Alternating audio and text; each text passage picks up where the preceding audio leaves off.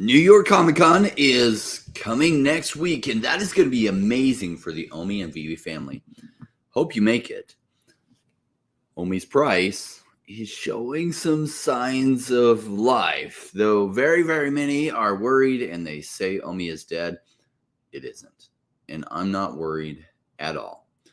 So we'll get into the latest with OMI and VeVe today. But first, help me welcome my co-host, the real Randy Chavez. What's going on, Randy? Oh, just doing my thing. Just got off a 7-hour live to celebrate the amazing fact that we have KFC and some other stuff as well. How you doing, my friend? Good. KFC, I hadn't heard that. I've been on a bunch of calls today. Is KFC announced? Yeah, so they gave me a bunch of super chats. I got some KFC. Been live for the last 7 hours. It's been amazing going over all about the KFC thing and how they are part of Yum Food Brands. Yum Food Brands not only has KFC, they have something called Habit Burger Grill. Never really heard of them. But they also have Taco Bell, and then they also have Pizza Hut. So we're going to get Pizza the Hut, the Bell, thinking outside the bun. Again, these are not confirmed. These are just something that I think that they could get specifically because they have their foot in the door at Yum Brand.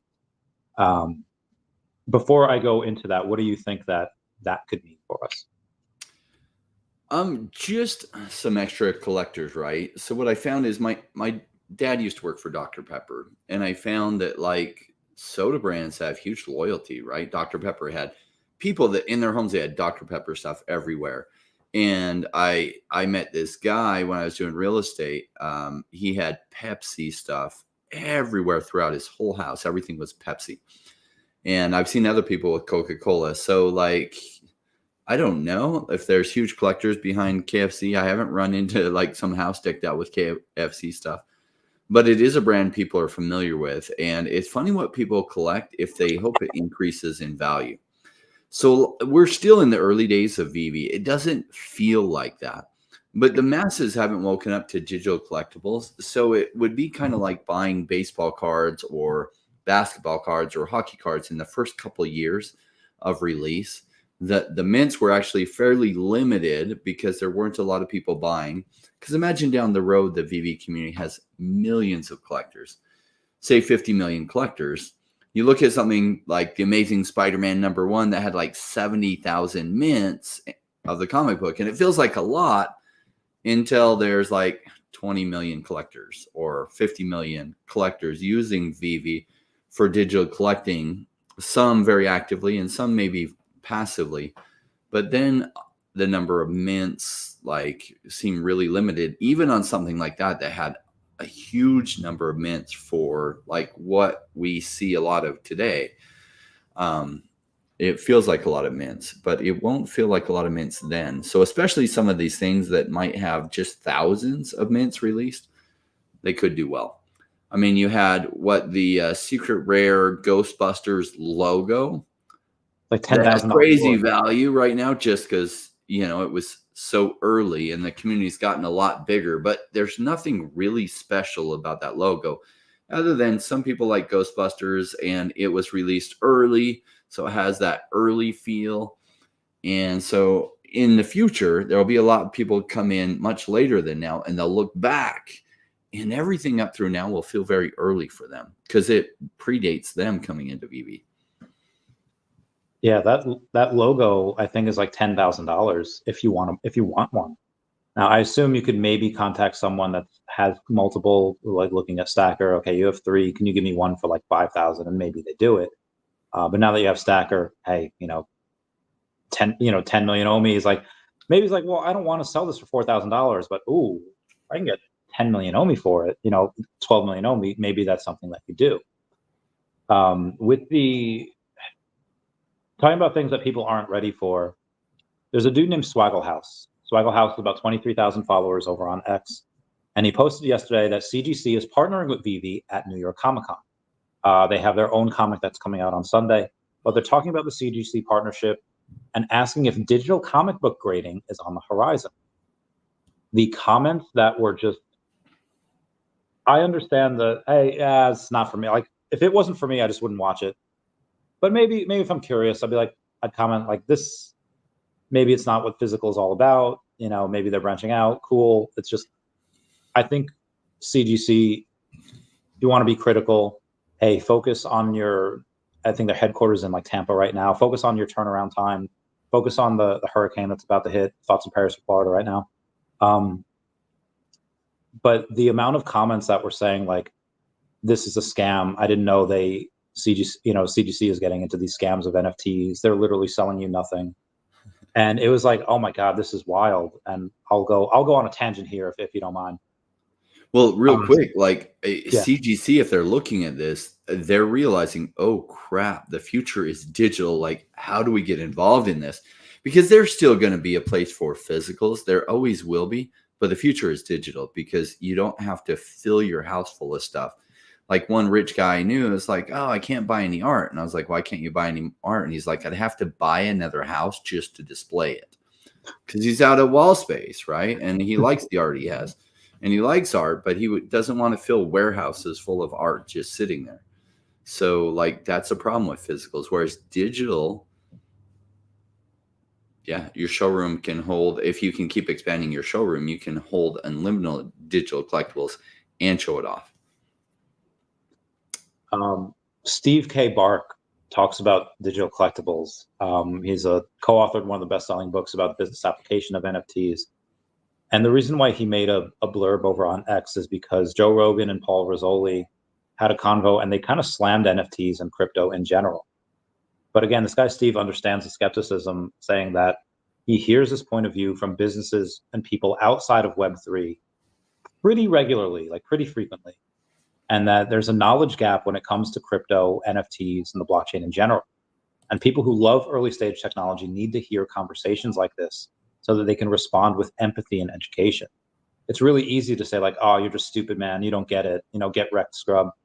But much of the world thinks of NFTs that they're overpriced pictures you could just right click and save. And they don't really understand the applications of credentials, ticketing, gaming assets, loyalty programs, ability to combat deep fakes, connecting clothing. It's like all these other things that you can do. And there were times that when credit cards, video games, and online banking, cell phone, even the internet itself were considered niche products that had no scalability.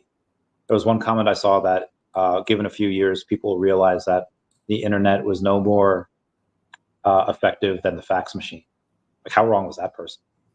So new technology is almost always met with skepticism and resistance. And here's the thing that a lot of people kind of needs to admit. A lot of the criticisms are fair. Yeah, there's an early gold rush and speculative bubble for NFTs, but there is a tech and cost barrier associated with Web3, and there are scammers. ChrisCoffee.eth, who has .eth in his name, literally somebody that if you have .eth in your name, you kind of know what to look out for. He almost got his wallet drained yesterday because Danny the Bull got hacked.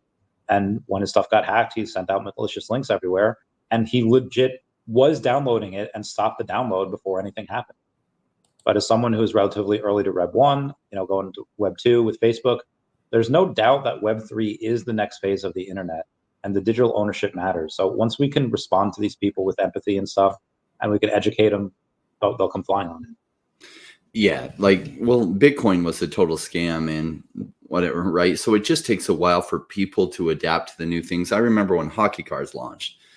And people said, oh, this is so stupid. Nobody pays attention to hockey. It's worthless. These cards will never do well. And it's like they just aren't updating their thinking. They don't get it. They're not early adopters. They can't shift that way. Speaking of early adopters, shout out to Sanjay in the chat.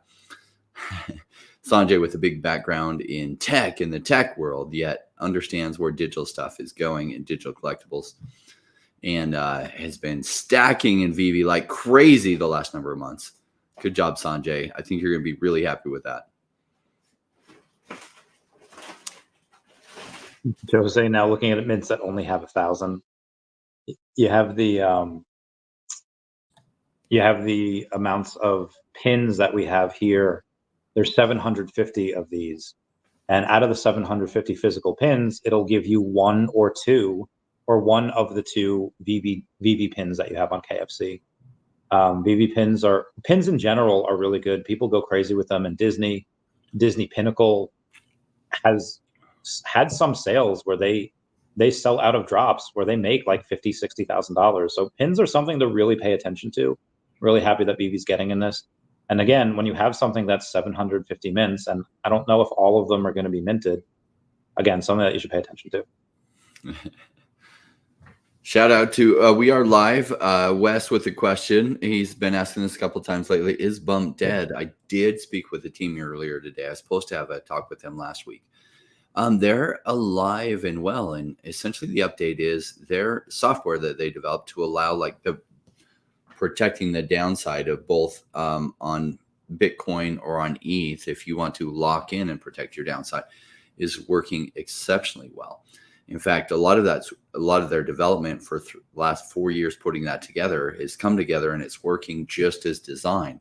They're making small improvements and tweaks on it, but that's going well.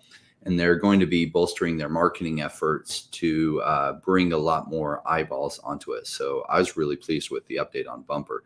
The price is disastrously low, which usually freaks people out, and they sell at low prices. It's funny because every time I see somebody new to crypto, they look at the charts on the left and they see some really cheap price on something that they're interested in. They're like, oh, I would have bought there. No, you wouldn't have. Most people can't actually pull the trigger when prices are really cheap because they're too scared. And they're scared because part of the reason is prices are cheap, and they assume that what has been happening is going to continue to happen. And they usually don't buy until it's been running up for a while, because then they're like, it's been running up for a while. Now I'm safe because it will just keep going up for forever. And that is not correct either. So so Bumper, the price is really cheap right now. It's right near an all-time low. And OMI is really cheap right now. Not an all-time low because it was much cheaper during the last bear market, but it is at a low or close to a low for the last while. Oh, Mrs. got me dinner, but she gotta come say hi. Hi. Meow, meow, meow, meow. Hi. Thank you. You're welcome. I have I've been meaning to get more OMI. I will get a little bit more, but this month we have the New York Comic Con that we're going to get to next week, which is going to be great. And you arrive on Wednesday or Thursday? Wednesday. Okay, I'll be there on Thursday. So Wednesday, there's going to be a couple of cool things available. Not 100% sure what. I think VeVe Magic and Metaverse Live are meeting up at night. What are your plans on Wednesday evening? I don't know. So I'll be meeting up with Doc and a good friend Cosmo there, and then you, and I think we're open for whatever. We ended up getting a place really close to actually right overlooking Times Square. It's not a huge place, but a place close. So like during the day, and go like chill with some friends there. Your place is also really close, which is nice. So, but anything close is pretty small unless you want to spend like $20,000 or $30,000 for, a few nights. We got it was relatively cheap because it's a 1-bedroom and a pull-out couch. So Ernie's taking the bed in the bedroom, and then there's me, Bam Bam, Tammy, and Sparky in the other room where there's just like a pull-out. Sleeping arrangement is gonna be wild. I think someone's sleeping bag, a blow-up mattress, At the end of the day, it's like, as long as you're like there and like it doesn't matter how comfortable the sleeping arrangements are. Yeah, honestly, if we're gonna sleep maybe 6 hours, because then you're only in town for so long. Because like different people, like there's some people that'll party, but they'll be out before midnight, and then they'll be like, hey, let's get breakfast at 10 a.m. It's like, well, I just got back at 6. All right, yeah, YOLO. I know. Yeah, I'm looking forward to it, especially as it's been fun getting to know more and more VeVe fam and just more of the different people. And so I'm looking forward to this. Yeah, they'll have a lot of so I think this will be probably the biggest VeVe event that we've ever had.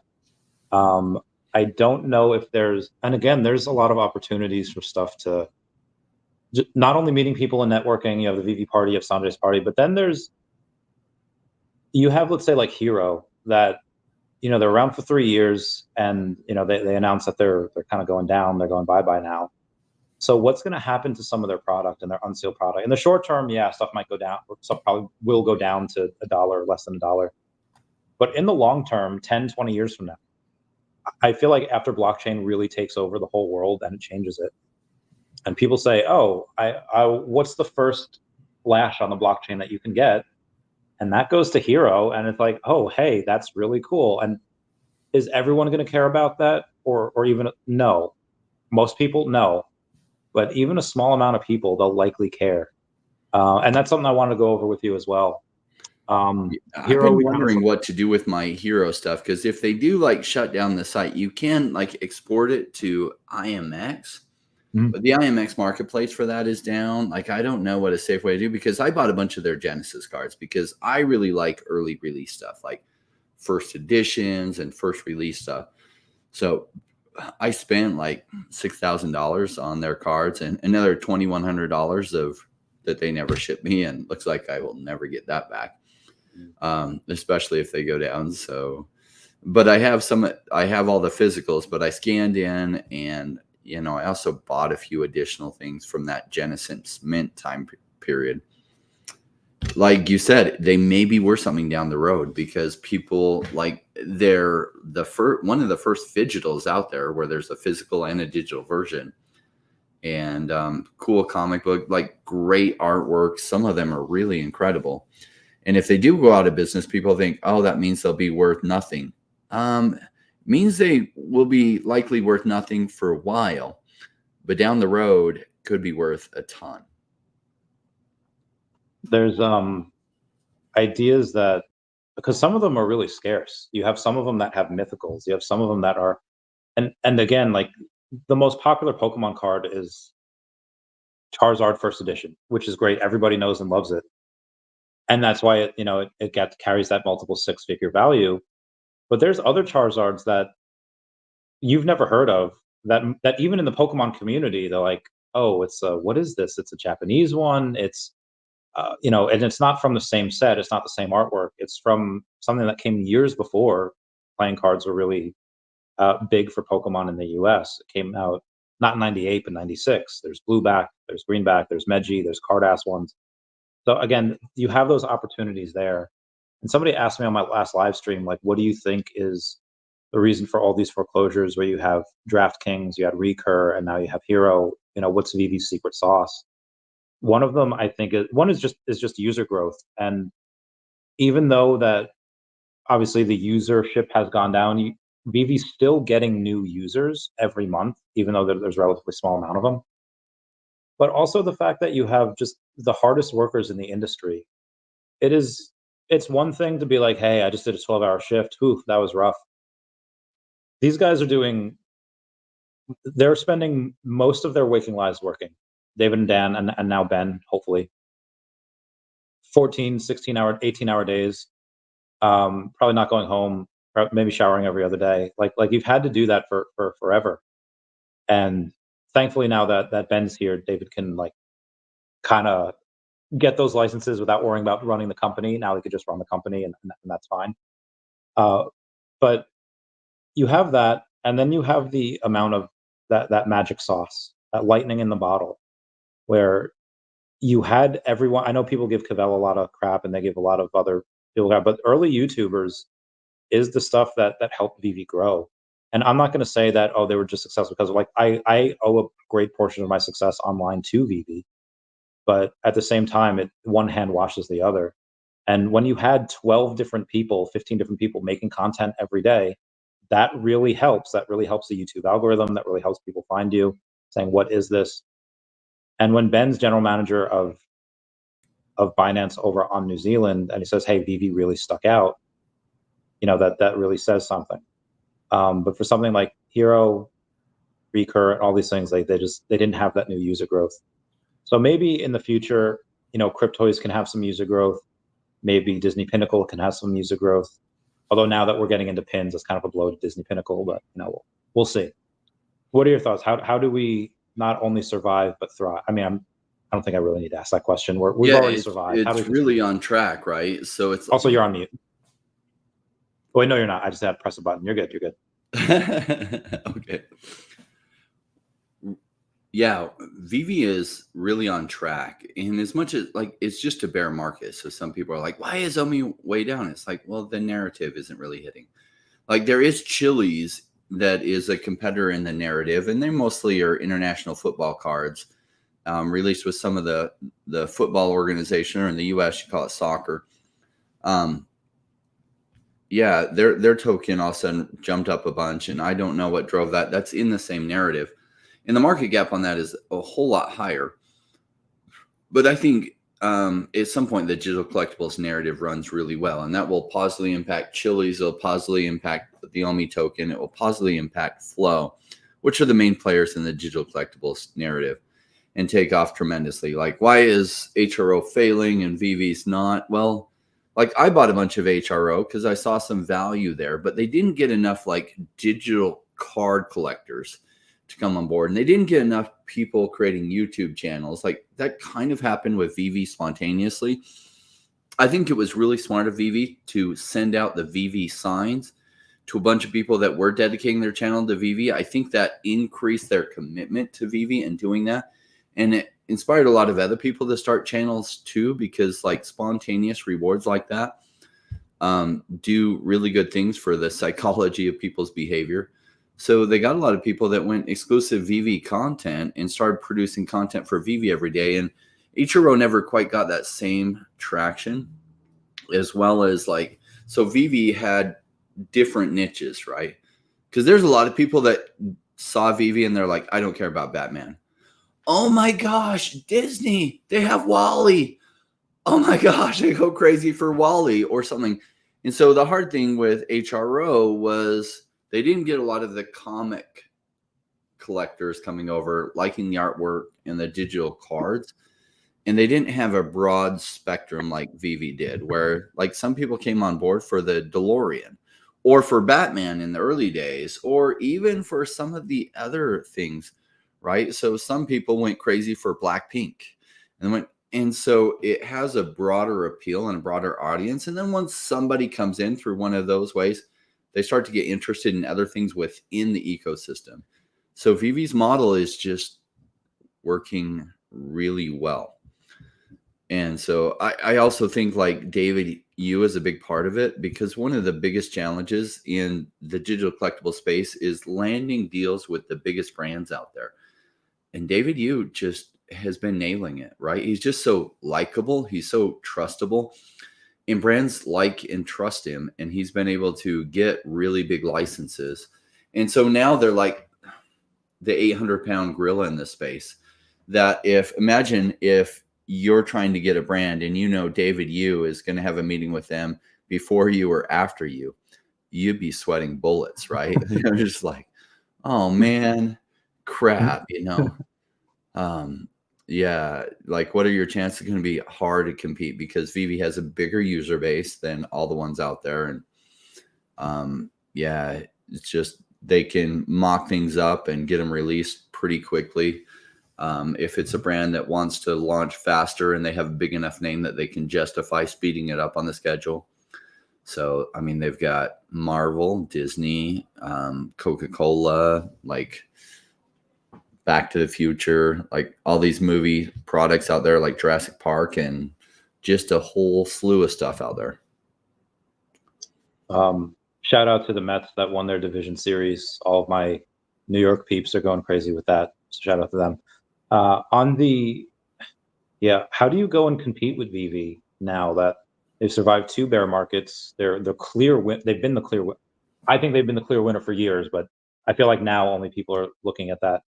What's the blueprint for trying to compete with them? Because you're not competing with VeVe when it's a whole new product and maybe they're first to market. Now they've been in the space for a while. They have all this IP. They could sell any part of their company whenever they want because they continue to grow. How do you go in and compete and try to even just get a foothold when VeVe can just roll you over and crush you? What was the name of that guy that launched some stuff like 2 years ago? Gary V. Gary V couldn't compete with VeVe. So, and he had a pretty big name and he had a lot of things, and it wasn't big enough. And, the truth is David and Dan started earlier with this vision when nobody knew what NFTs were. In fact, the technology for NFTs was just like very nascent. Like it wasn't proven. Like ERC, like the thing to make NFTs with digital collectibles was just barely coming out, while David was probably already working on this idea. And David and Dan went out and pitched their idea of their secure wallet, as well as the making digital collectibles that you could hold on that wallet. And back in like early 2018. So by 2018, NFTs weren't widely used at all. CryptoPunks had already come out, but very few projects were using this technology at all. So David started the project early. And I have to imagine that during that first bear market, things got really tight and really rough for them. And they were probably worried that they wouldn't make it. But that positioned them well, so that as 2021 happened, they gained a ton of traction, made a ton of revenues, built a community. And so they just have early mover advantages. To try to compete with them, you better have a huge name and billions of dollars coming in, because how are you going to get awareness and traction like they have? And build a community? Because even if you came in and you're just throwing hundreds of millions of dollars around advertising, you're trying to build a community of people that love you above everyone else.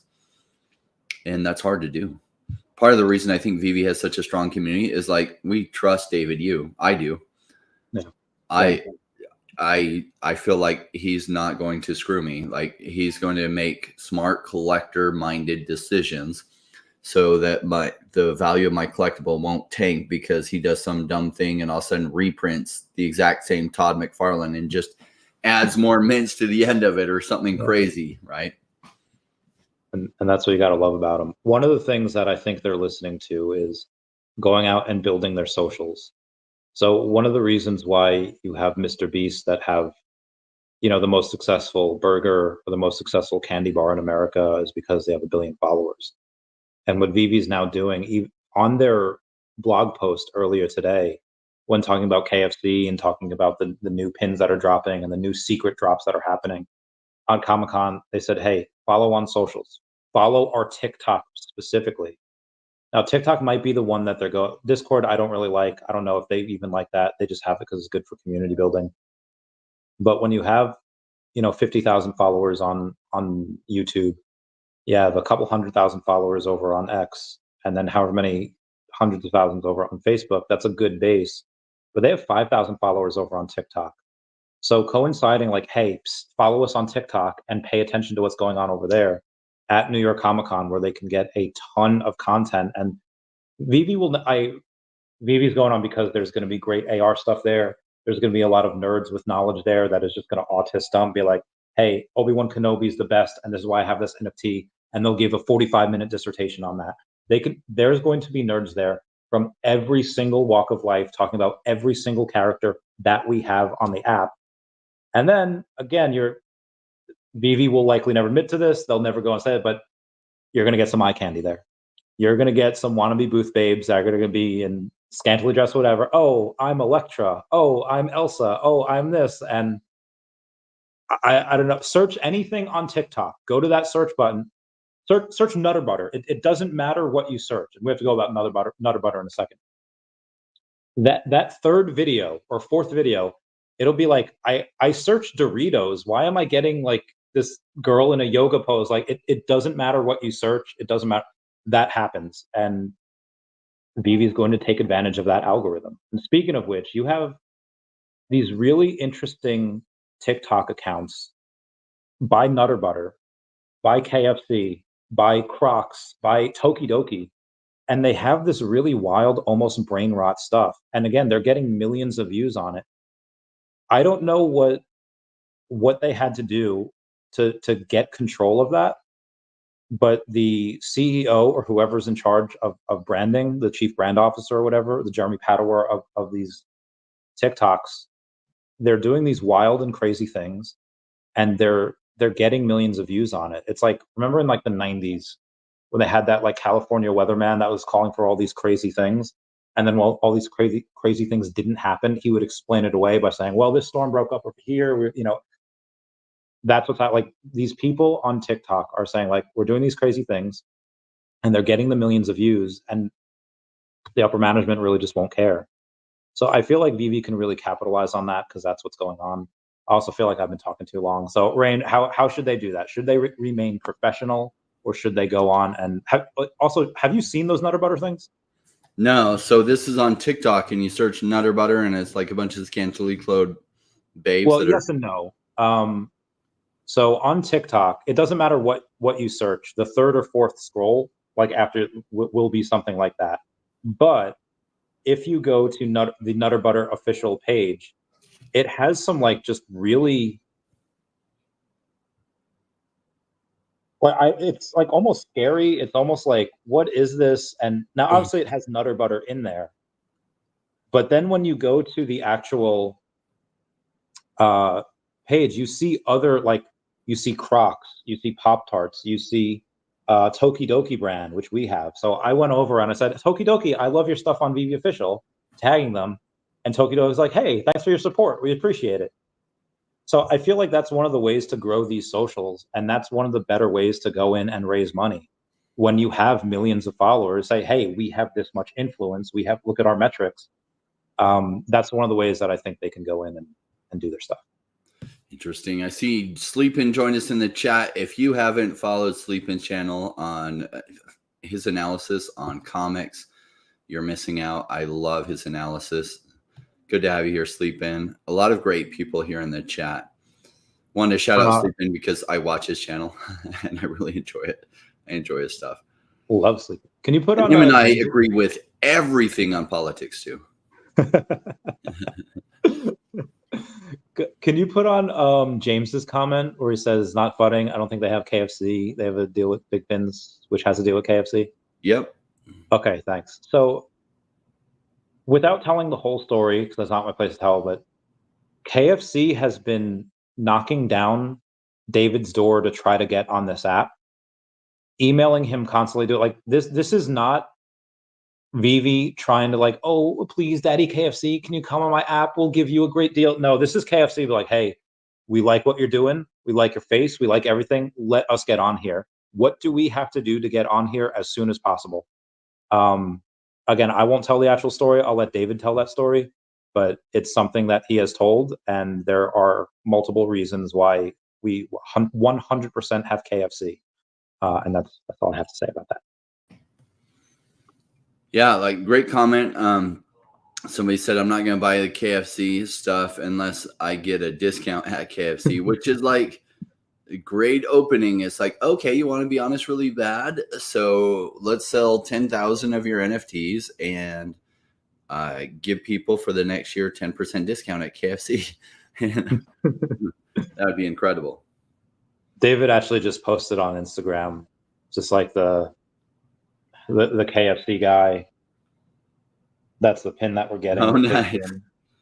Oh, yeah. Maybe they'll do Colonel Sanders or something. Yeah, so it's the big pin. And they have, when you get the pin, you get a redemption code, and you're going to get one of two. There's two of them that you'll get on VeVe. And we don't know which ones we're going to get. We don't know if there's going to be color, where he's young and thin, or he's old and happy, fat and happy. But we do know there'll be two. There's only 350 that's going to be available at the VeVe booth. And then the Fig Pin booth will have more additions, but they don't say how many. I was like, well, Chavez, if there's 750 pins and VeVe's going to have 350, shouldn't that mean Fig Pins have the other 400? If it did, I think they would have specified it. Maybe they have another 350. Well, Chavez, where's the other 50 coming from? The other 50 might just be kept. Like similarly, VeVe keeps 1 out of 40 in general for a lot of these stuff. Maybe it's kept for the higher ups. Maybe it's kept for the CEO. Maybe it's kept for David and Dan. Maybe they're keeping 50. But again, this is all just my opinion. Maybe they just didn't type that. But I would wager to guess that they're keeping a few for the upper executives and stuff like that. Yeah, maybe they're keeping 40 aside to give to their favorite YouTubers, Randy and Rain and Doctor Stuff and Sleepin.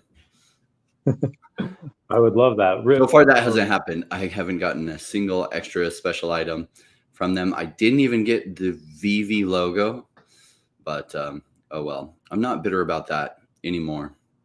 I did let that go yesterday. We could see if we could get you one in the next when we get at the party. Do you have the red ticket? Yeah. Okay, so maybe over there we can go and get you to the. But hey, David, here's Crypto Rain. He's got X amount of sets. The next set he's looking for is that gold logo, and we'll see. You know, Nice. Yeah, there's a lot of people traveling from all. There's Vibes Man. He just mentioned that he booked his ticket. He's coming in from jolly old England, jolly old London. There's Eva from VeVe coming down from Montreal with a bunch of peeps. Sparky's Oh, driving nice. in. Yeah, there's a bunch of I peeps. haven't heard from her in a while. Is she still alive and ticking? Yeah, she's engaged now. She's having a lot of fun. She is over on. I guess she's coming down with a group of people. She's like, stuff, apartments or Airbnbs or hotels in New York are too expensive. Like, fair point, girl. And she's like, so we're gonna stay in Jersey. I was like, oh, those Ubers at night are going to be harsh. Be like $120 Ubers. But you know, maybe we should just stay out till the next morning. I wonder who the person traveling the farthest. Maybe we get someone from Australia. Maybe we get some. I mean, David and Dan, they're traveling from New Zealand. I know, right? David and Dan are traveling from the other side of the world. Yeah. So talking about exchanges, we have the idea that I don't want to say it doesn't matter, but any other exchange that we get, like OKX is already a decently big exchange. We want American exchanges. You know, Binance US doesn't really have a ton of volume, but the reason why people want it is because it's just a way where US peeps can go in and say, hey, now I can buy OMI without having to buy ETH on one exchange, send it to Coinbase wallet, or you know, do whatever. You know, convert it to bridge it to Base and then buy it. They want to be able to buy on those exchanges. So that's why they would maybe want Binance US. Obviously, everybody wants Coinbase, including me. And one of the names that was kind of in the hat that people wanted was crypto.com. But then crypto.com received a Wells notice from the SEC and I don't know if they knew it was coming, but they immediately fired back. All right, we're countersuing. SEC, you can't just lay down this blanket, a blanket jurisdiction, claim jurisdiction over everything. So now there's a fight, and now, which is great. I'm 100% in support of crypto.com. We'll help them where we can. But unfortunately, now because they're in the SEC's crosshairs, I don't think that's something that will be on and as least exchange-wise for a while. Rain, what are your thoughts on that? Yeah, exactly. Like they're not likely to be adding a ton of tokens while they're amidst that lawsuit, right? So Gary Gensler over at the SEC has fired off some more Wells notices, and it's maybe like an extinction burst. When an extinction burst is when, like, for example, you put money in the candy machine and it turns the little thing, but the bag doesn't fall down. And you're like, ah! And like that doesn't do it. So you shake it a couple of times and that still doesn't do it. And then you like start punching it, which if the shaking it didn't do it, punching it is definitely not going to do it. But that's called an extinction burst, right? Like a just kind of like last ditch effort. Because like Kamala has said she's, going to replace him if she wins. And Trump is definitely going to replace him and put somebody pro crypto in there. Now, unfortunately, I think if Kamala wins, like she's going to replace him, but she's not going to replace him with somebody who's better for crypto. I know what she says. I just don't believe her because like the same people that are managing Joe Biden are the same people that are managing Kamala Harris. So are they going to take a whole different narrative? No, I doubt it. I really doubt it. So they'll just replace Gary Gensler with perhaps even somebody who's worse. And then they'll continue that till the courts for those projects that have the money to take it all the way to court. It's gone very poorly for the SEC, very poorly. Just the only thing that the SEC has benefited from is a lot of projects don't have that kind of money. And so they just settle with them early because they can't spend like $200 million like Ripple did to let it drag out for 3 or 4 years and really fight it in court just to have most of the court stuff go your way. Just don't have the funds for that. So they just settle with the SEC and like give up. And that really, really hurts actually the people that invested in those projects. What was the one by Mila Kunis And the SEC's like, oh yeah, well that is considered a security and you can't do that. So therefore, as a settlement, we're going to require you to like delete them or whatever, right? Like remove them. And so essentially it gave those things no value, which screwed everyone who bought it. Like, I don't see how that settlement protects the public at all. In fact, every US citizen who bought one of those just got screwed by the SEC there to make sure it had no value at that point. So their goal isn't protecting the public, because otherwise their settlements would look very, very different than that.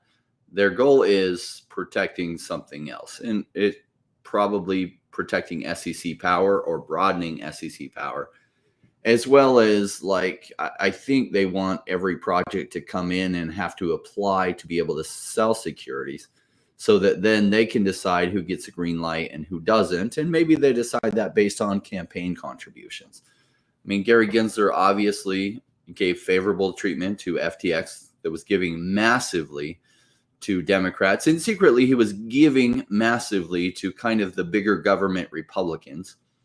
And that bought protection. So like maybe Gary Gensler is trying to expand the SEC powers to continue that kind of gravy train to politicians, and anybody who doesn't feed the right hands doesn't get promoted.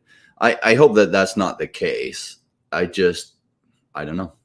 I just watch people's actions, and those actions suggest that maybe that is the case. Speaking of actions, you had another country, Dubai, the UAE, that granted a 0% tax rate on crypto gains. And if the US wants to remain competitive, they're going to have to go and either definitely not raise the tax rates, maybe even lower it. And I know some people say like, well, Chavez, what about if you're supposed to gain tax revenue from it, you're getting less tax revenue if you lower it? And not necessarily. I mean, let's say the whole thing is worth, $1 trillion in the US, right? And you tax it, 20%. Okay, and now we can make, $200 billion. If you tax it at 10%, you're only making a billion. But if you tax it at 10%, more and more people will go in. 10% of 10 trillion is a lot more than 20% of 1 trillion. So that's why, that math kind of works out there. But I feel like people don't really understand that. Speaking of which, you have 90-year-old Saudi Arabian Salafic cleric writes a fatwa deeming Bitcoin acceptable under Islam. So Bitcoin is now halal. Everyone can get in. We're good to go. Let's go, Rain. That's actually a really big deal. Yeah. Because of the rich, the Saudi oil, there are a lot of Saudi princes and Saudi royalty and other Saudi businessmen who are very, very rich. And I was watching some YouTube videos on like Dubai and the different ways that they flex wealth, because in certain parts there's Dubai, and where's another place over there? I forget what it's called. Abu Dhabi is Kuwait. Yeah, Abu Dhabi. And like they're so rich, they're just like finding different ways to stand out because money doesn't do it. And so they're looking for social flexes. And one of the social flexes is buying a license plate with like single digits or double digits or triple digits. But it's like if you have a license plate that has triple digits, you are somebody. And as you pull up, people are like, oh, they're really important. Like, your $250,000 car didn't do that. Your 2 or 3 digit license plate number on your $250,000 car is what said that. And it's just funny how important social flexes become to those people. And that's why I think at some point digital collectibles go well. And certain things within VeVe, if they get traction among the rich Saudi people, some of the prices on some of the collectibles could go absolutely crazy if they start trying to out socially flex each other. Agreed. Speaking of social flexing, Stacker be flexing that they have burned now 5 million OMI from their Stacker World app, which is great. How many OMI do they have to burn, do you think, before people start saying that's a significant amount? Is it 100 million? Is it a billion? What do you think? Just a sec. I'm putting a user in timeout. Comments like that, just stupid. Copy. All right. I missed your question. Oh, yeah, sure. Stacker has now burned 5 million OMI. When do you think people start recognizing that that's a significant amount? Is it 100 million OMI? How many OMI has to be burned for people to start being like, oh, what's happening over here? Yeah, I think people recognize it's a significant amount, but it's not changing any minds yet, right? So it really hit me the other day when Paul on Buy, Wait, or Sell, Paul from Definity said that moods, people buy based on their moods. And they go through these moods. And like, as their mood, like they get in a bearish mood, it's almost like you can't easily turn that around. You give them some good news and they're like, still bearish. So it takes till their mood swings the other way, and then everything's seen as bullish when their mood is positive. So, yeah. Cool. Yeah. Good to know. Hopefully we get that at some point. We'll see it. So CGC going, I did mention these before. What do you feel about digital comic grading and having slabs for digital comics? Is that something that might be silly? Is that something like, hey, low mint hunters are going to go crazy over this, and that's why they're doing it? Yeah. If they do some kind of partnership like that, I think it'll have a place, and then I'll have to see how it comes together. But the slabs are really cool. Like I got a bunch of stuff graded this last time while I was there, so I could learn more about the process. And it ends up being okay, right? You pay a bunch of money to get a membership so that you get a discount on buying the stuff, and then they ship it to you, and they do a great job shipping, and it shows up like 3 months later. And the stuff you turned over to them got graded. I was able to get some David Hughes signatures right on the stuff. In some cases, the comic book author to sign right there in front of their grader, so it could be counted as graded by them, and got them graded. And that was pretty cool. So we'll have to see how the digital version comes together as to what kind of value to assign to that. If it's like a low mint thing, or you have like a really low mint number on there, and so it gives you bonus, like that could be cool. I'll just have to see how it comes together to determine what kind of value I think it's going to have. Agreed. It's Stephen Duarte saying that, hey, VeVe official, it's nice to look at the vault slowly creeping up. Vault values do be rising. At what point do you start to be like, hey, all right, I want to sell some of this for OMI? And then at what point do you go like, okay, sell the ramp, sell everything for OMI? At what X? Like, does that have to do with 2X, 5X, 10X, 50X? What are your sell points? Not at 2X, not anywhere close. So, in the several cents range, I'm going to start taking profits. And if it goes to 10 or 20 or 30 cents, I'll be selling tiers as it goes up. And just to take profit strategy. At that point, I'll probably only keep my 10 million OMI that I have on the app. And then I'll just keep that for the benefits there. But I'll have taken tons of profits on my OMI. Right now, I'm at 240 million plus. And just been stacking as I get money available, buying more. And what I hope is OMI continues to stay cheap and something else really takes off, so that I can take profits on something that maybe goes up 5 or 10x and roll that into OMI. Because OMI at these prices, I don't see why it doesn't do 50 or 100 or more than that. Multiples from where it's at. So 50x or 100x or more. So there is a base season over on X. Says fantastic response so far. We're looking for 32 coin tournament. And they're saying like, hey, if you're on base, come here. We'll put you in our tournament, and we'll have people vote against one community, vote against the other. And then VeVe Meister says, too bad they're not affiliated with base. So this is more about engagement farming, I guess. I kind of didn't really understand that. Do you have any other insight on how you can be on base but not affiliated with base?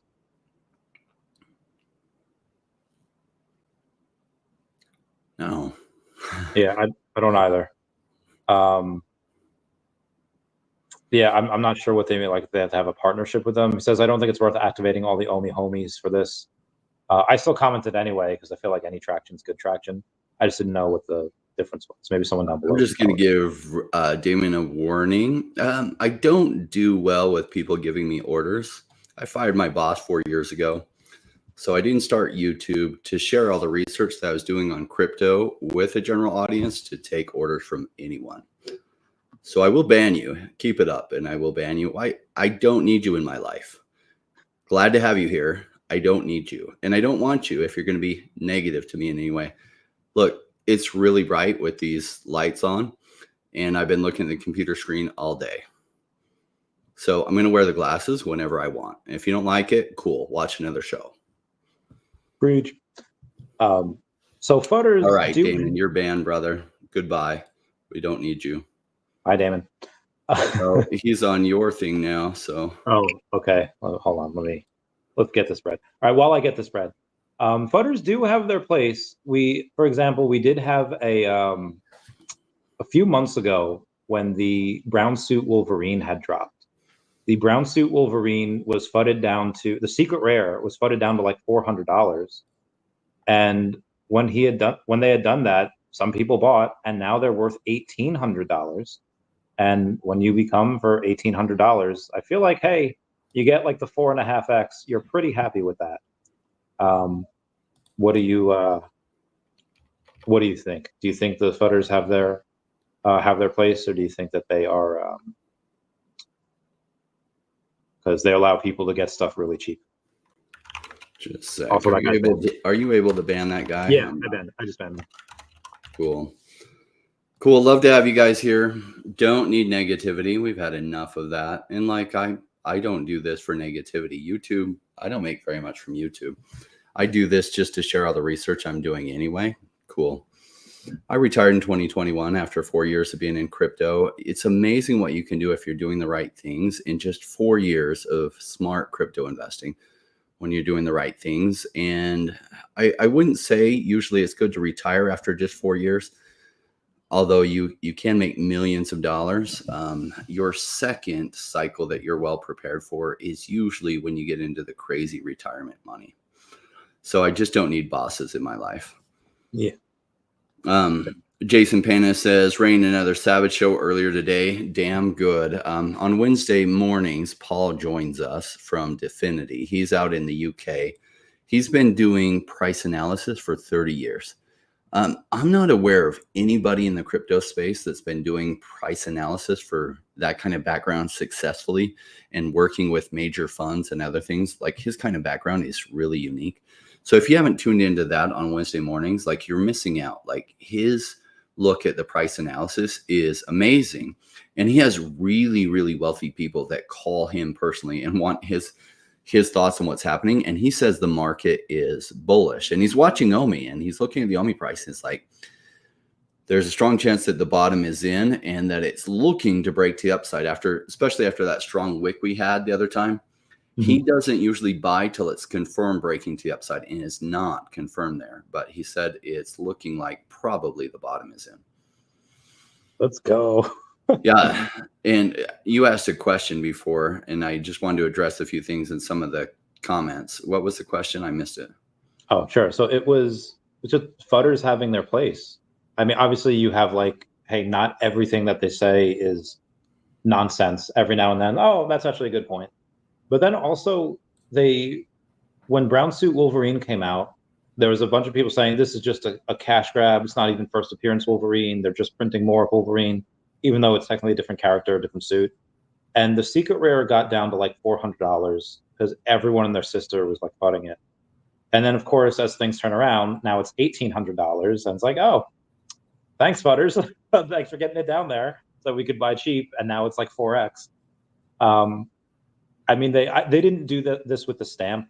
Maybe some did. I don't know. But the same thing, the stamp, people were fudding like the actual drop. Oh, I can't get in. This is trash. It shouldn't be like this after 3 years. But they sold out. They made $86,000. And now the secret rare stamp is $650, which is a ton for a stamp. Yeah. That is the unique drop too, right? With going phygital, which is really cool to see how that comes about with the phygital things. So a great partnership in generating some interest in stamps. I'm curious to see at what point stamp collectors start collecting digital versions of things, or if they do, I can't say I know all that much about stamp collectors. I think the stamps that they've released so far were really cool. This latest one they did was really, really cool. So we'll see. Preach. Did you go for the stamp drop? No. Oh, what has to tickle your fancy enough to get the drop?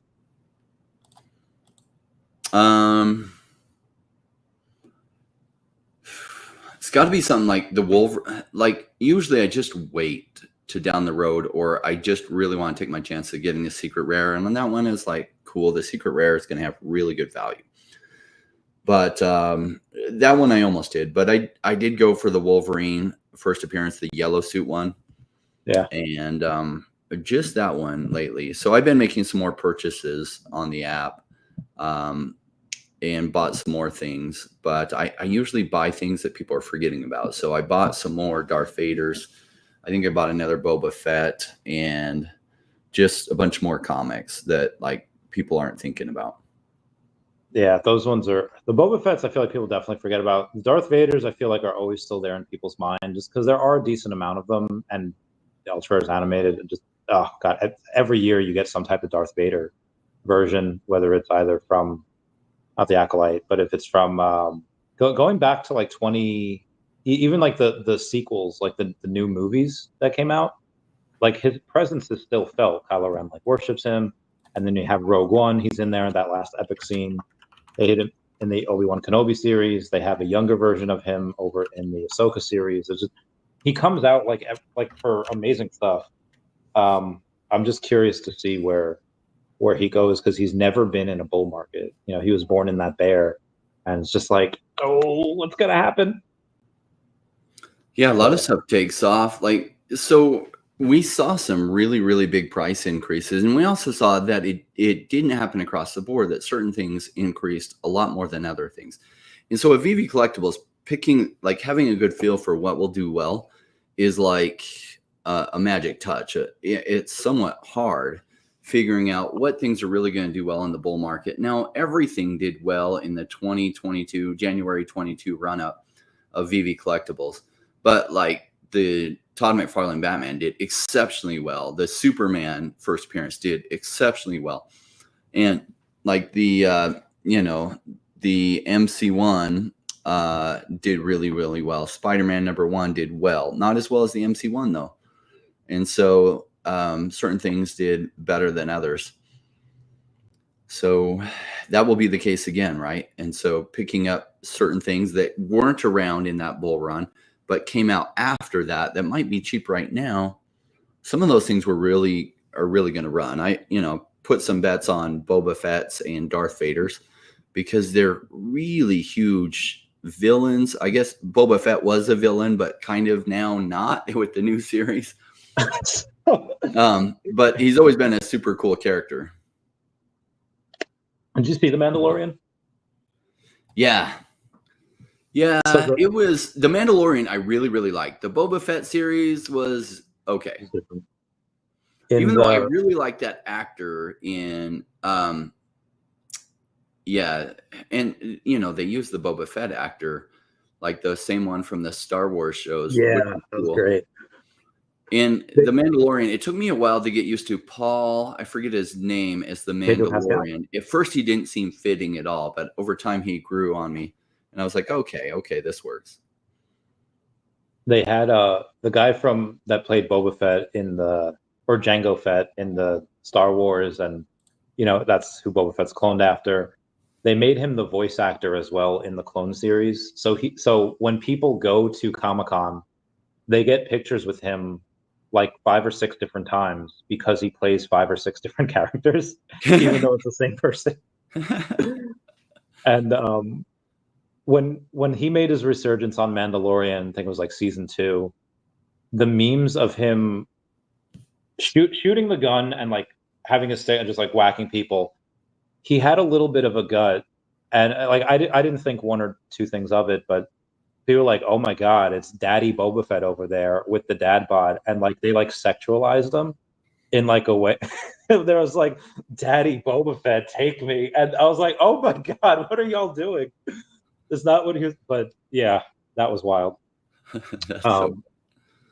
We got Cosmo in the house, and we got a good long-term time friend of mine, Stardust Runner here. We've been friends for years and years. Love those friendos.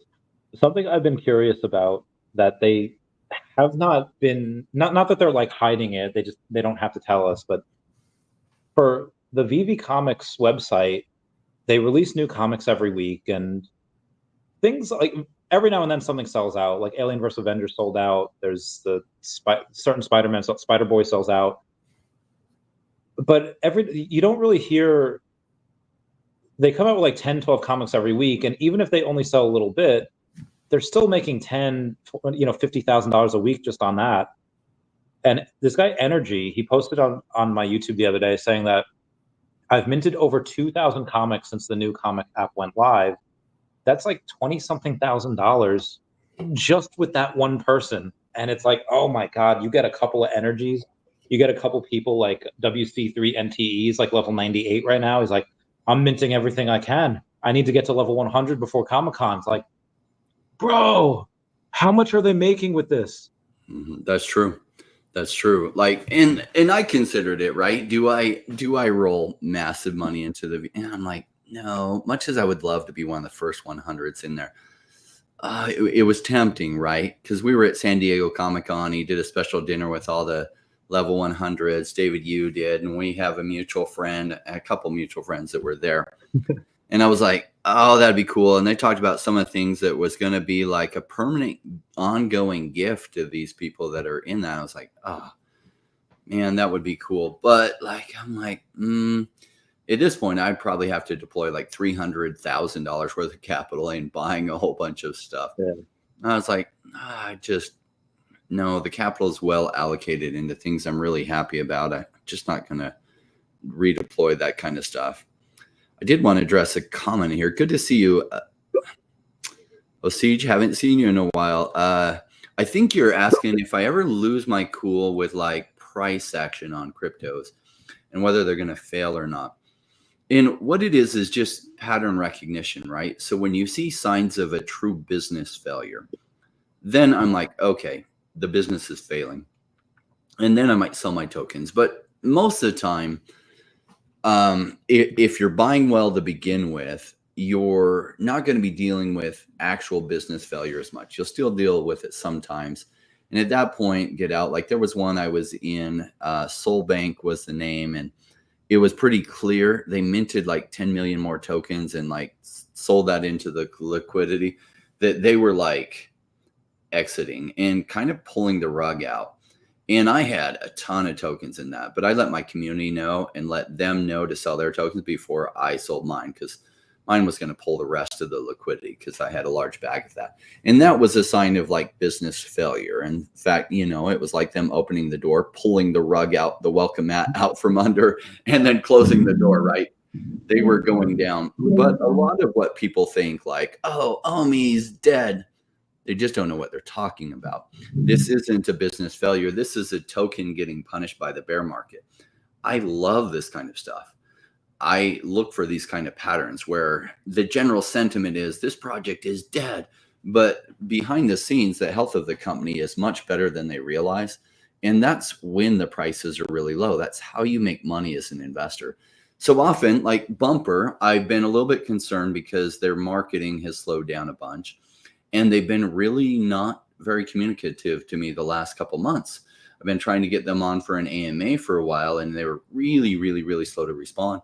And then last week, they scheduled a call with me, and that call didn't happen as it was scheduled. And so I was getting concerned, just concerned.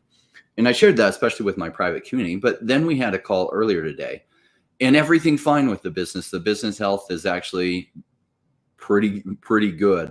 Considering they're making a change on their marketing person, and they'll probably have an incoming marketing person coming, and that's what they're looking at, just to get some additional exposure out there and reach new people, which is a really solid decision to be making at this point. So I'm quite bullish on the project, but only after speaking to the team so I could figure out what do I feel the health of the company is.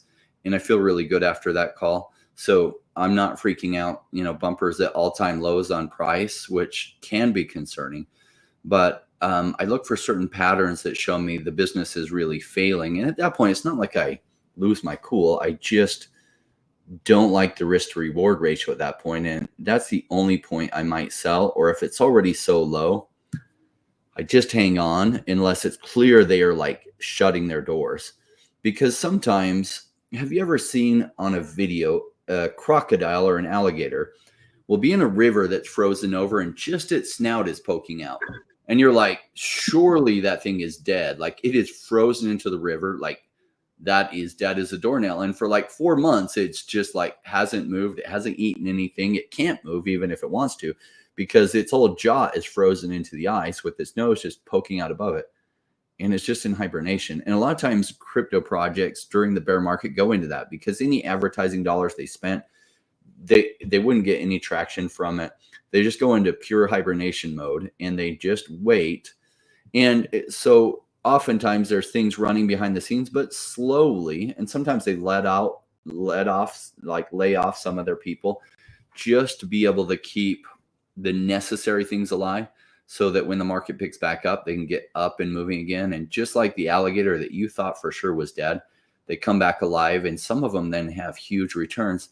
In fact, that's part of what creates the volatility that's so interesting in crypto. I mean, you look at the OMI price right now, and if you were only looking at the token price, you'd say, well, I'm concerned that project is dead. But then you see what's going on with VeVe and the expansion of more IP, and sales are doing pretty good for a bear market. And they continue to have a vibrant community. Even though the community numbers are down, they have solid diehard family. The health of the company is actually quite good, though many projects gone into full hibernation mode. They've slowed down a little bit and not making all these new hires like they had been before, but they're doing quite well for like an altcoin bear market, because even though we're in the greater bull market, it's still like a bear market for certain altcoin sectors. They haven't really gone up, and so they're doing pretty incredible given everything. And so this is the type of value arbitrage I like, where the value is much higher than where the token price is at, or at least my perception of OMI's value is way higher. So it's massively underpriced for what the value is. And then I buy, and then we see if it does work out that way. I think the chances are extremely strong that it does. Hey, Corio, thank you so much for the super chat. We appreciate it. We are here for tonight's entertainment. Sorry, that's a Joker reference. Anyway, Gary O posts yesterday that there are some deals over on Stacker World. He's made his first purchase with OMI. He bought a Superman. Crazy thing was that the Stacker floor was $286 in OMI, while the VeVe floor was $345. So he was able to save $58 by just paying an OMI. It's a really nice discount. I don't know if I would have done that because I want my OMI, but I mean, there's people that'll do that. And there you have the back and forth bartering, like, oh, you don't have the cash, you don't have the gems, but you have the OMI. There's people that have bought when we were at quad zeros, and they're looking to go, and they're looking to be like, hey, I have this OMI. They have found money. That's what they're doing. They have it over on Stacker. So you have the red ticket. Did you RSVP'd? I just bought it like yesterday, so I don't know if the email went out or what, but Doc also has 2 gold tickets, so he's got me covered there, but I bought one of those red tickets anyway. Now, nice. I was looking at the gold ones, but before I put the capital in it, they went up by like $200, and the mint numbers were way worse. And I was like, oh, well, I'll just wait. Yeah. Like I have a red ticket. I don't need a gold one too at this point. I can wait. Probably afterwards, the price on those will come back down because they won't be as relevant. The gold tickets, I think, are going to be the ones that are used for like future events as well. The red ones aren't, but I think the gold ones will be. So I know it's already $500. Like, bro, I'll just whatever the next version of the red ticket is, get that, and that's fine as well. Right. So like the gold one, like what will usually happen after the event is the immediacy of their utility goes down, even if it is used for recurring things down the road. Sure. And then just like people will be selling their gold tickets to get something else at that point. And usually the price comes back down lower. So I was like, well, darn it. Cause there was a mint number I saw and I was like, cool, tomorrow I'm going to buy that. And I went the next day to buy it.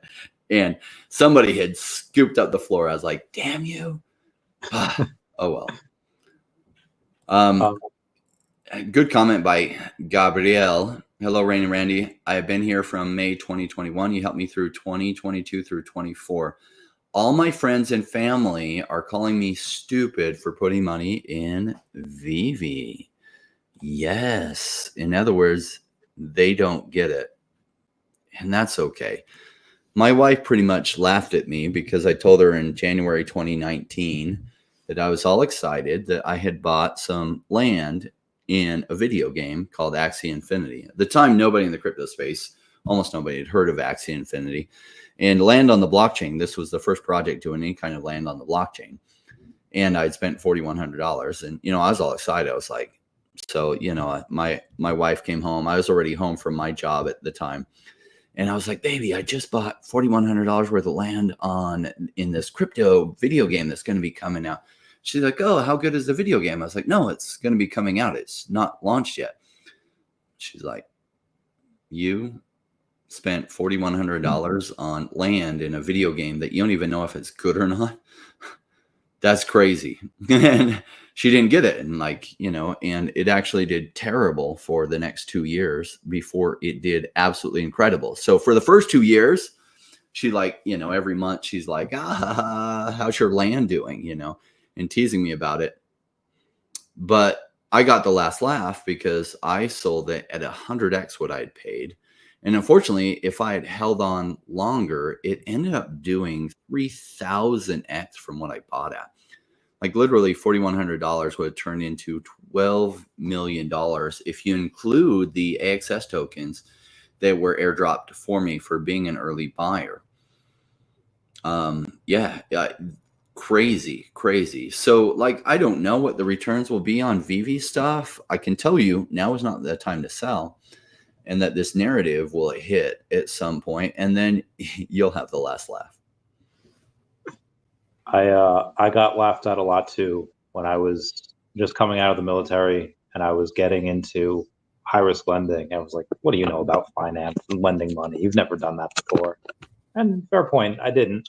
But I learned pretty quick that I had a pretty good talent for that. And after a while, I had gone from $2,000 to $100,000 in net worth and started buying Pokemon cards. And you're like, you have all this money and you're wasting it on children's cardboard. And turned out made a lot of money with that. And they say you're going to lose it all on Tesla because the CEO's bipolar and the cars explode and they go on fire. Well, they were wrong with that as well. It seems like a lot of people that, not that they don't want others to succeed, but when they see others trying to get to that next level, they do this really well in King Richard. It was about the guy that was Serena and Venus Williams' father. They laugh at him like, oh, yeah, your girl's going to play tennis. And then after they win a couple tournaments and after they get a little success, they say, oh, okay, I see what you're doing. Yeah, keep this up. It should only take a couple of deliveries, a couple of victories, and then they'll probably think differently of you once you win a couple times. But yeah, a lot of people don't have a vision of the future. They only understand the past, right? So if you're doing something that's new and foreign, they're not going to understand it. They won't have the same research that you have. And if you try to share it with them, they probably don't see you as a multimillionaire yet. So they're going to think, yeah, right. What do you know? And they're not going to go and research it from all the things that you've heard it from. They're just going to listen to the little spiel that you give them. And they're going to think, yeah, you don't know anything. Better stay away from that. That's dumb, right? And that's just because as human beings, we get stuck in patterns. And also when somebody is doing something different, our own body doesn't like it when we do new things. So we get enough resistance from ourselves. But when other people see you doing things that they don't understand, they also tell you like caution. Oh, what are you doing? Don't do that. Nobody does that. I mean, Warren Buffett just says buy more stocks. So that's what we're all doing. And it's like, do you realize all the baby boomers are selling their stocks now? They're not only not accumulating, they're actively selling. So historically, the 11 on average over time, probably going to be down because you're going to have more sellers than buyers. And stocks aren't what they used to be. But unless you're paying attention to the trends, you don't realize that that's happening, and that's only going to get worse. And unless you're paying attention to the trends with this digital transformation, you're going to miss it. Like a lot of people are going to come late, just like so many people came late to internet.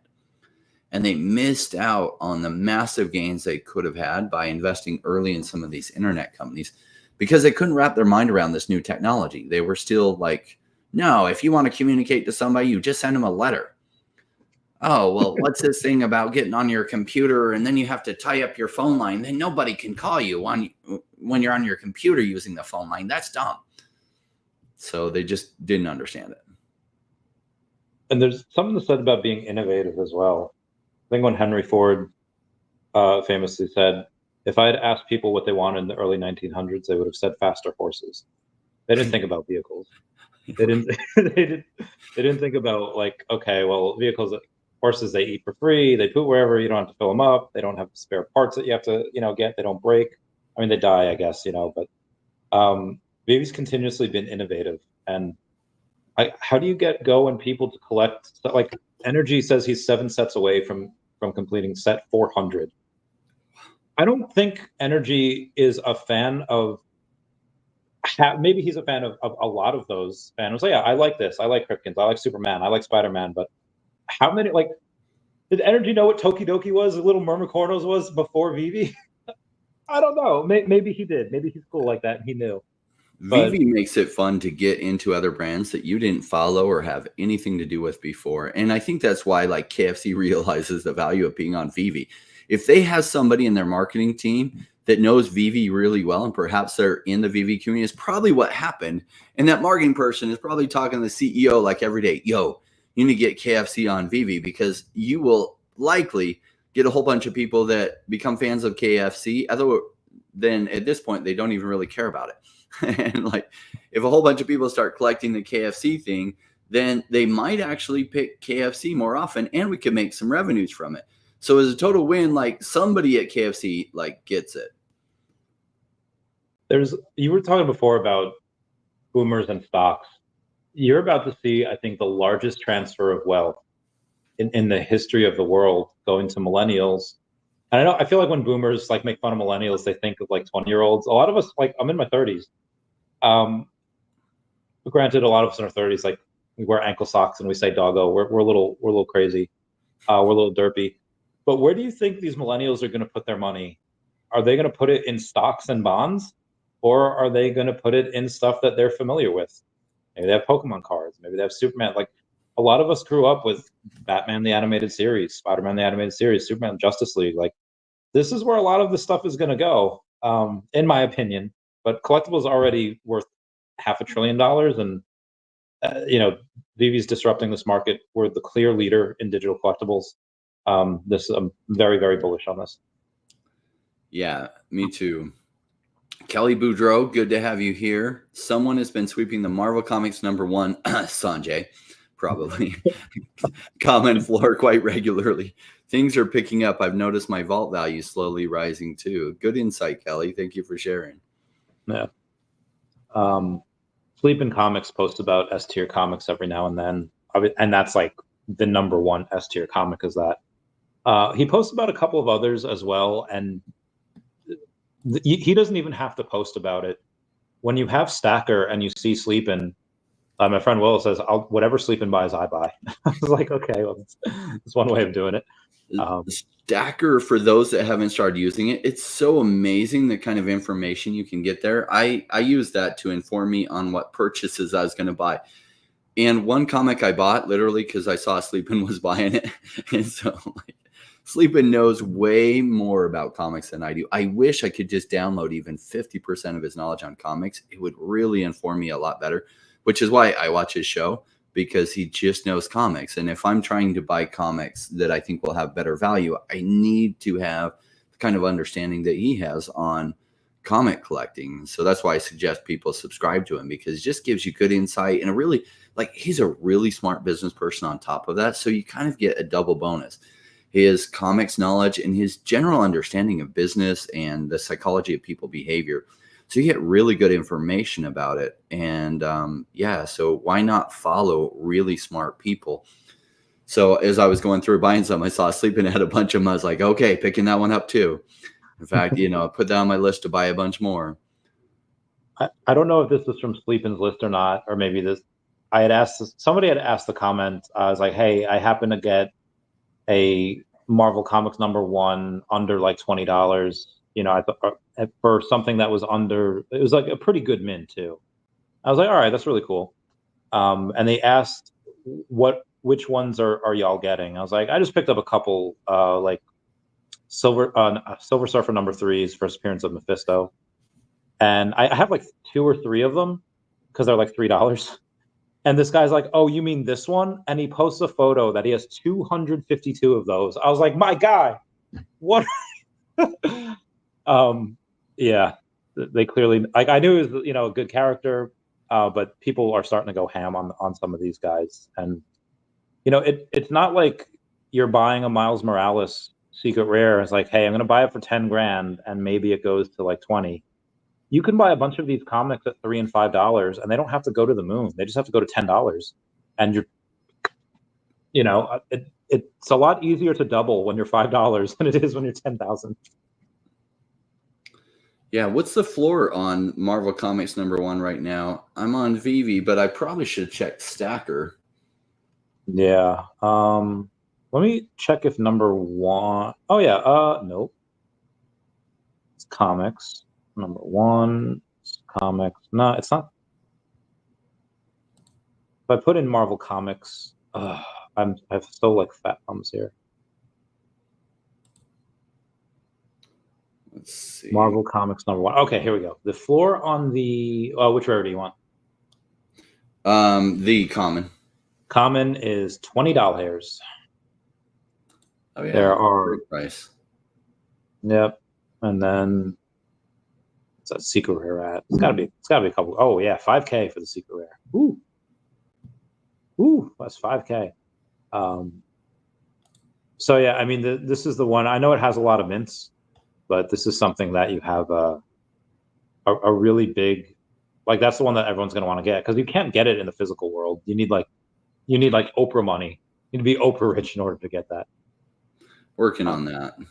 Yeah. So the floor on the secret rare was 2,075, and that's jumped all the way to just under 5,000 is what the floor price is.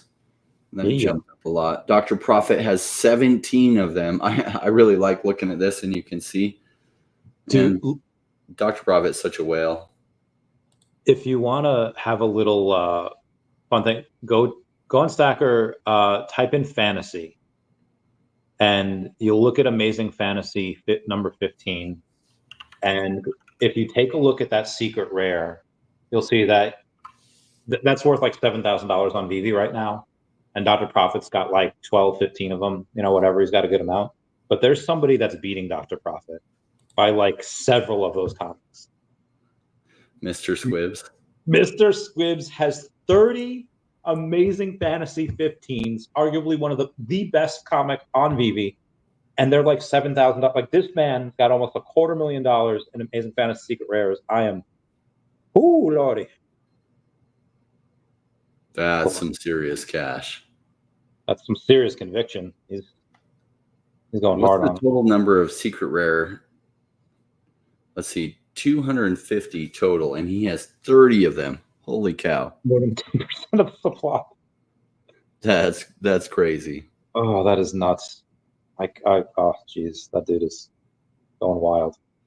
Let's see what other stuff we have here.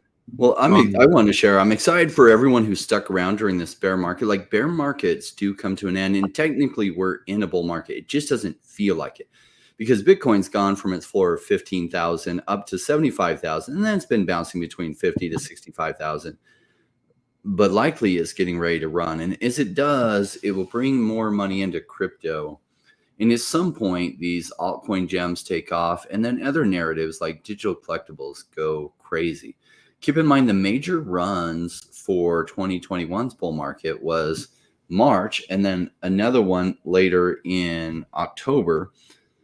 And VeVe's digital collectibles really took off 3 months later in January of 2022, and they went absolutely parabolic, absolutely crazy. And so when will VeVe collectibles run again? I don't know. I do think that OMI is probably near its lowest, though who knows? And at some point, like this narrative hits and OMI's token goes absolutely crazy.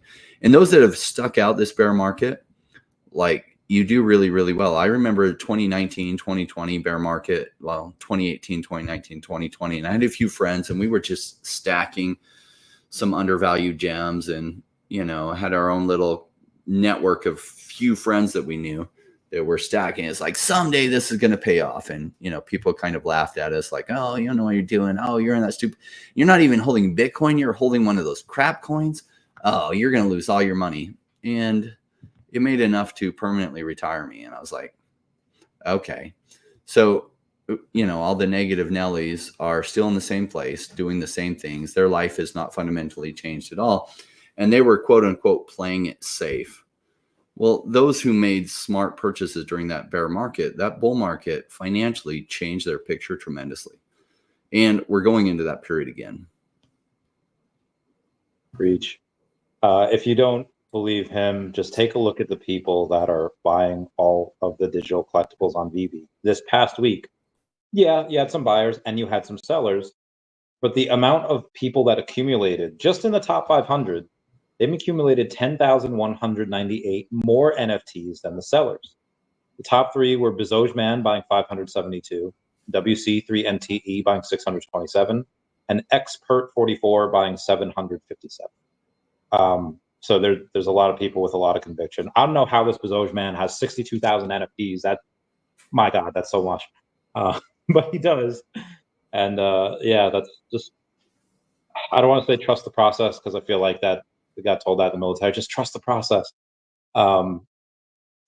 If you go and you take a look at the future, and there's Schrodinger's VeVe, there's a scenario in which VeVe is successful and thus OMI is successful, and there's a path in which VeVe and OMI are unsuccessful.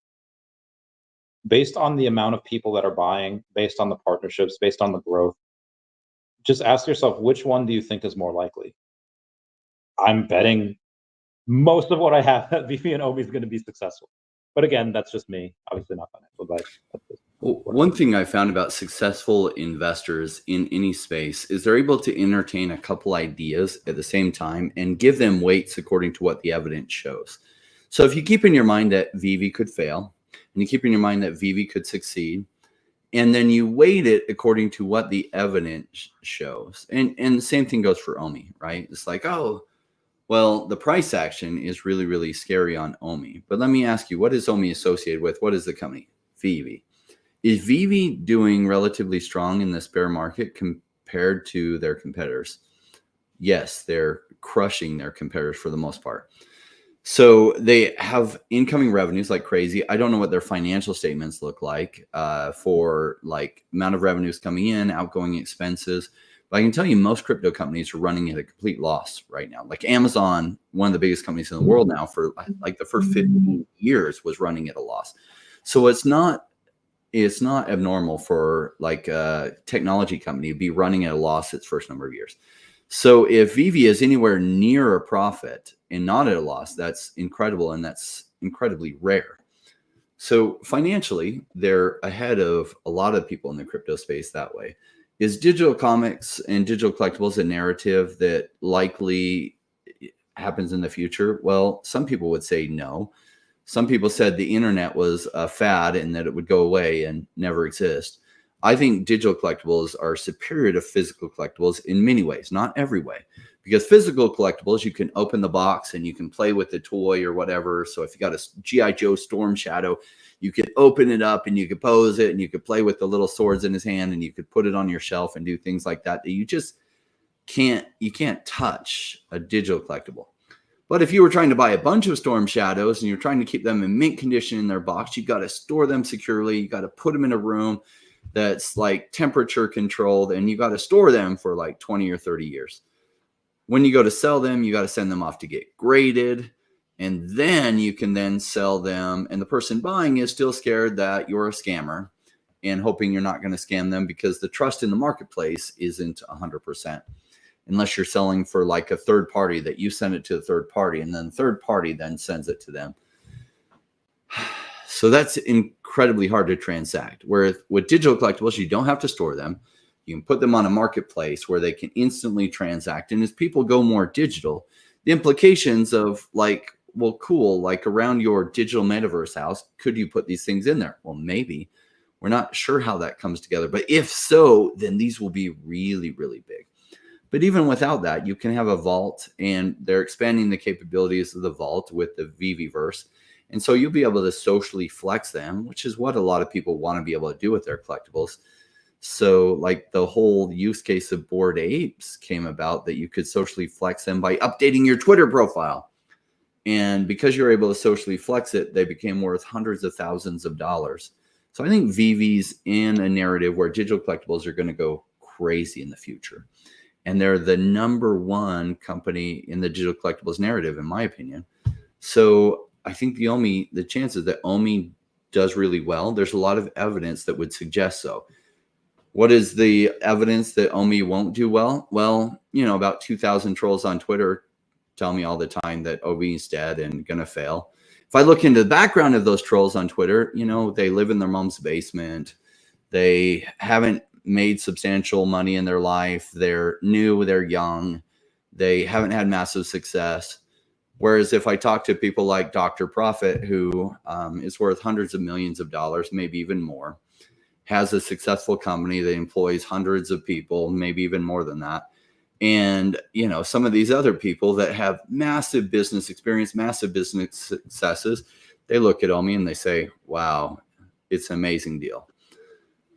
So I would say the evidence that it'll do well massively outweighs, in my opinion, the evidence to the contrary. But I do entertain both those thoughts at the same time. I feel like you have a lot of people that, if you have to say how like wealthy or how like famous you are, you might not be that famous or wealthy. But Sleepin, who says like, I live in my mom's basement, is so humble, is so like, he's very humble. He'll never tell you like how smart or successful he actually is, but he's very bold. You can tell by the way he thinks and processes things. Like, even if I didn't know a little bit about his background, which he's had multiple business successes, like you can see it in the way he thinks about things, that he's exceptionally bright. So yeah, I just don't believe that you live in your mom's basement.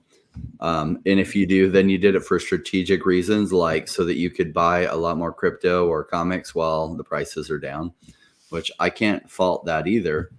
When, I was talking to Randy, I went into total low flow mode, and I'm still somewhat in low flow mode. I drive the same car that I did before, and I could have bought a much nicer car. And some people are like, oh, if you're successful, why wouldn't you buy a new car? Why aren't you driving a Lamborghini? I was like, well, so what? A Lamborghini might cost me, if I got a used one, I'd get it for $100,000 plus. Insurance goes way up, and gas is pretty crazy, and maintenance is really crazy. Or I could continue to invest that during the bear market. So $100,000 Lamborghini, and let's say expenses and maintenance and everything cost me $20,000 a year. So $120,000 versus the money I could have put in the bear market that could turn into like $2 million or $4 million. So what did that Lamborghini cost me? $2 to $4 million. Like, it didn't cost me $120,000. It cost me $2 to $4 million. Now, the Lamborghini, if it was a decent purchase, maybe it retained some of its value, but that would be a complete economic loss or an opportunity cost loss. So I've kept the same car and kept most of my lifestyle pretty modest still until my second bull run that I'm prepared for. And Randy and I were talking. I was like, Randy, keep your expenses super low. Buy as much crypto as you can during this bear market. In fact, what else can you cut? Why not stack as much as you can? And some people are like, oh, Randy, if you're so good at this, why aren't you spending millions of dollars on your lifestyle? And it's like, well, that would be really dumb right now. Why would you be doing that? Now once you're worth a certain net worth, like why not? Why not park a bunch of money in passive cash flow assets that then you can massively upgrade your lifestyle? But for now, why would you make that choice? That would actually be a financially dumb decision. I had a Honda Civic and then I sold it because now I don't need it. But speaking of cars, I think it'd be a waste for VeVe not to include their cars in the VeVe-verse. I figured they might be drivable at some point. But yeah, that's it for me. You got anything that you go over before we end? VeVe cars in the VeVe-verse would be epic, right? And making them drivable, that would be so fun. And so, especially if you could like sit on top of your tiny little DeLorean, like you're a big old ape with a tiny little car or something, like that would be really funny. Randy, I know you're probably exhausted. You did like a 6-hour live stream and then joined us here. That's everything I got, other than like this next year is going to be good in crypto. And some people are like, oh, it'll only be good if Trump wins. I think it'll be good regardless. I don't think Kamala is going to be that pro crypto should she win. And, but I don't think the U.S. can stop the flow of money that's going to go there. And there are a lot of people who support the Democrat Party, have a lot of influence with them. And they're like, no, crypto is going to happen and you're going to make it happen. I do think Trump will be way, way more pro crypto, and that I think we're heading to a bull run regardless. But if Trump does win, I think it does about 4x over it, because he'll probably make it really easy for U.S. money to flow into crypto and get all of the things that are in the way right now out of the way, so that money can really flow in. And then we'll see some massive retail and institutional FOMO into crypto, and that the run will be about 4x larger than it would be under a Kamala administration. So we'll see how elections go in the next month. I mean, in the US, see how that goes. But either way, I think we're heading into a really good year for crypto. And you're going to be excited. Like, you've stuck around during this hard time. Many of you since 2021. Smart. Most people washed out. They're going to regret that decision later. Can't wait. I love you guys. Thanks for showing up. Bye, guys. All right. We'll see you all. Yeah, Randy.